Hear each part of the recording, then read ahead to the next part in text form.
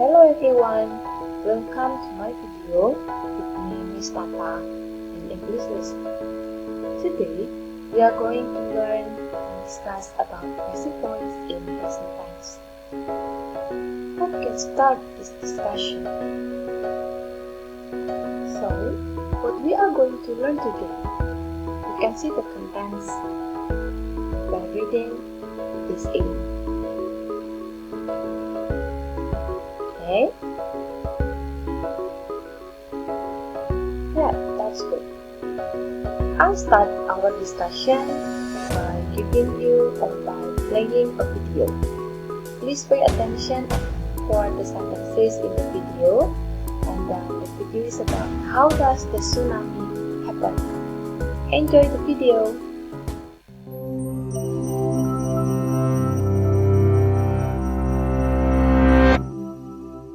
In 479 BC, when Persian soldiers besieged the Greek city of Potidaea, the tide retreated much farther than usual, leaving a convenient invasion route. But this wasn't a stroke of luck. Before they had crossed halfway, the water returned in a wave higher than anyone had ever seen, drowning the attackers. The Potidaeans believed they had been saved by the wrath of Poseidon.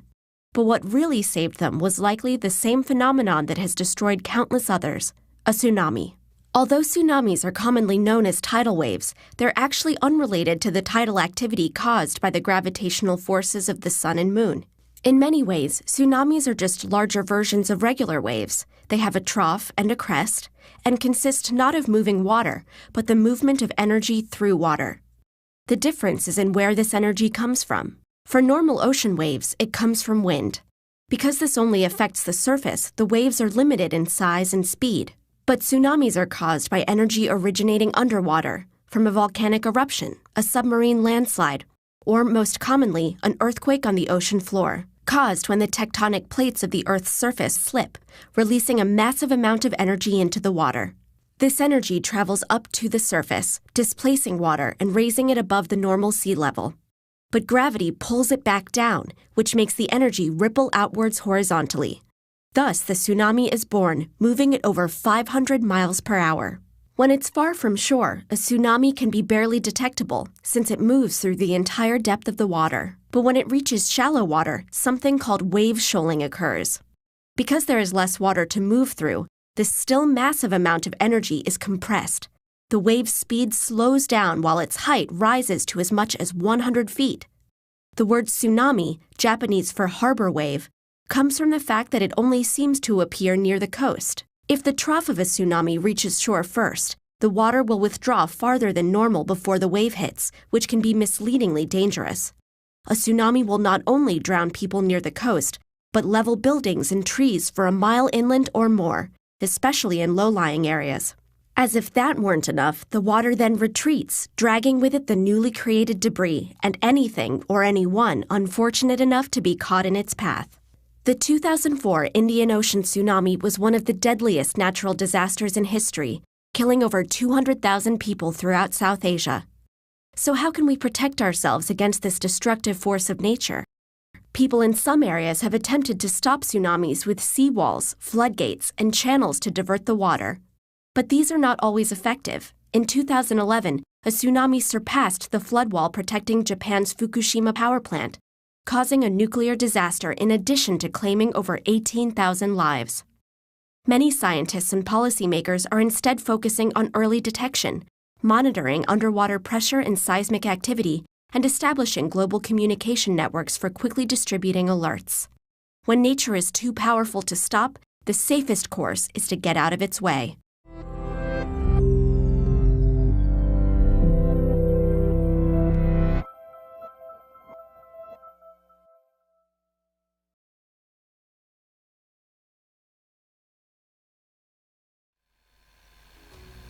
Okay, how about the video? Is it good? Yeah, what is the relation between the video and our discussion?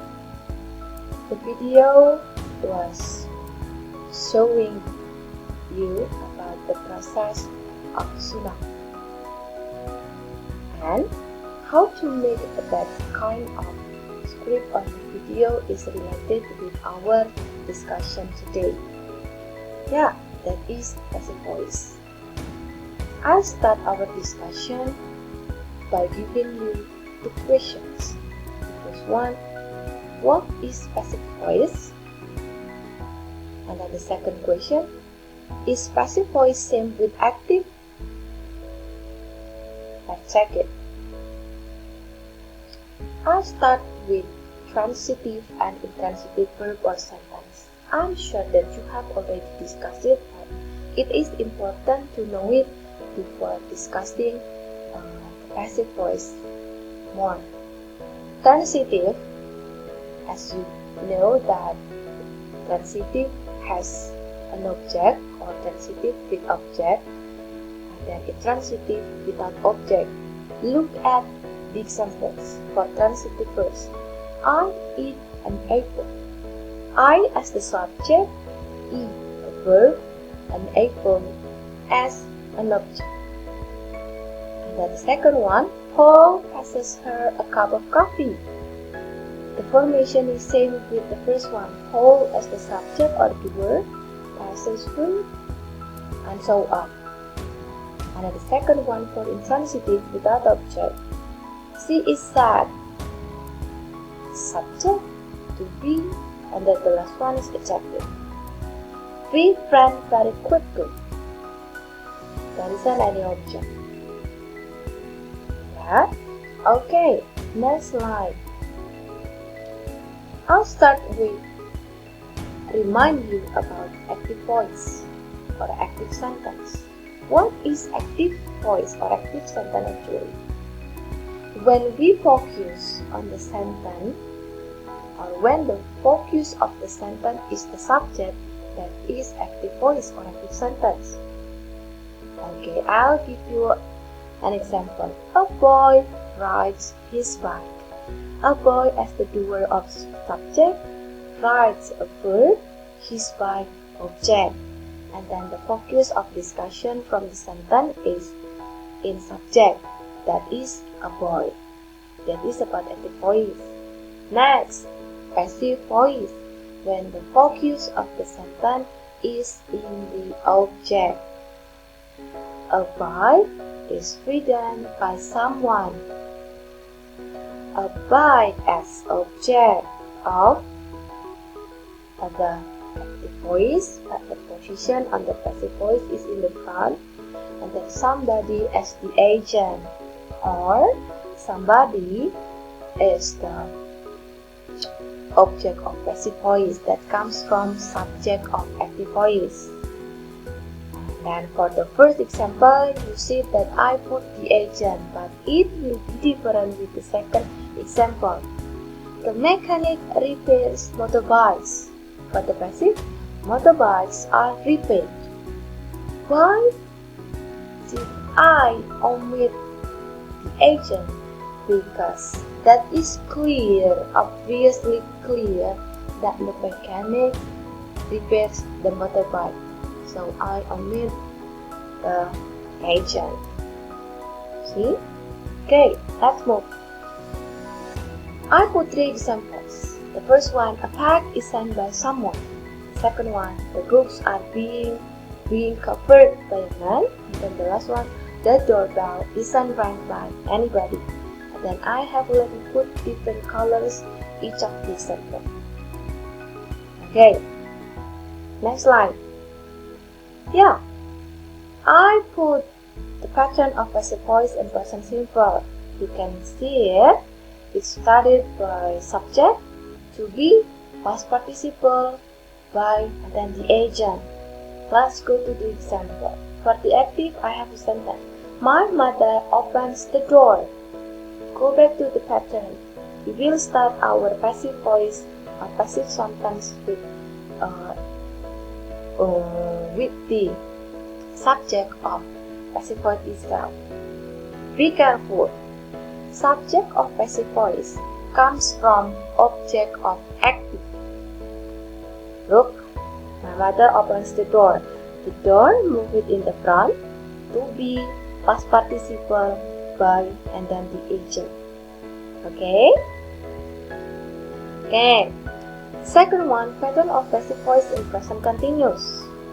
We start with subject, to be, being, because in present continuous we have verb being, past participle, by, and then agent. For the active example, my mother is opening the door.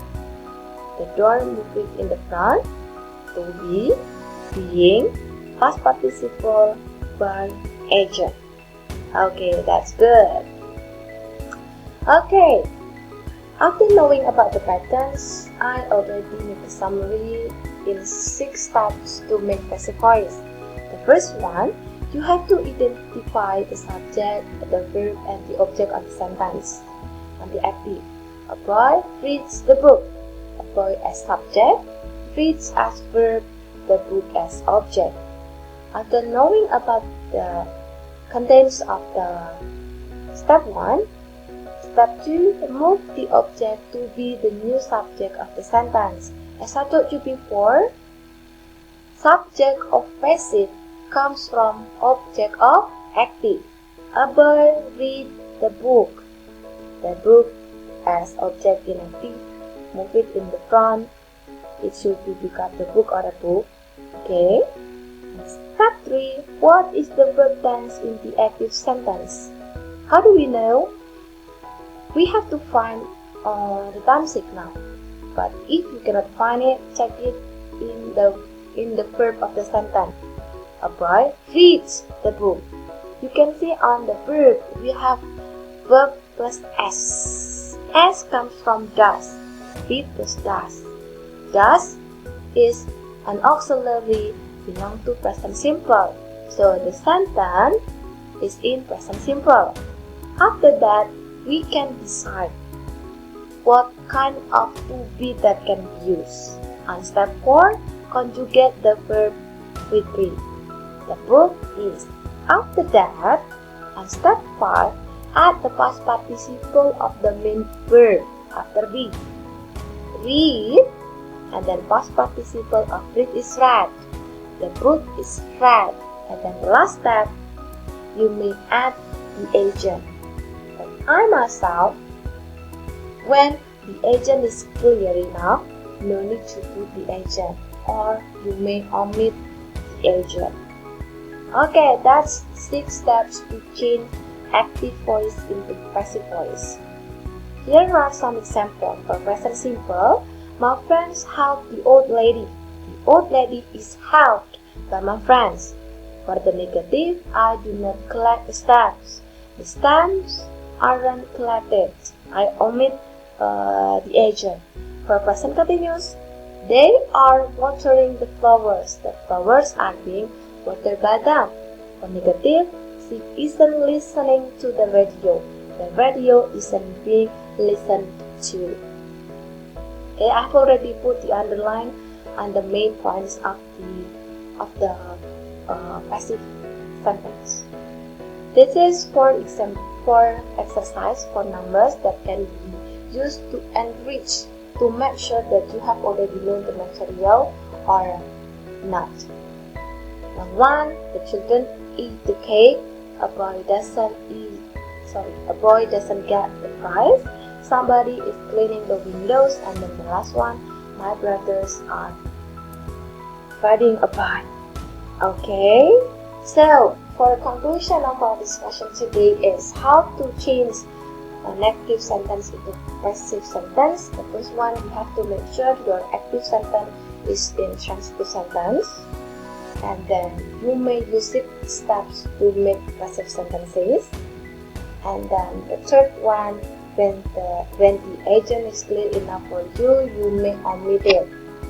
And the last one, solve more exercises to enrich your ability about passive voice. Okay, so that's all our discussion for today. Thank you for watching and see you on the next video. Bye bye.